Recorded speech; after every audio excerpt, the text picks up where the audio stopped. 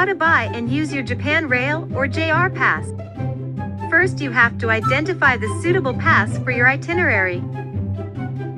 Then you have to purchase your pass 14 to 21 days before entering Japan. And you'll receive a JR exchange order via mail.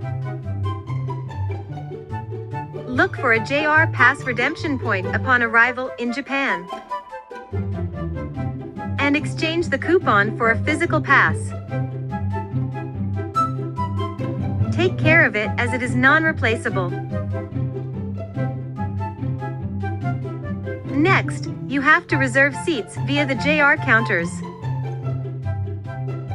or through the designated seat reservation machines. Now you can find your seat on the train. Check our YouTube channel for the full video.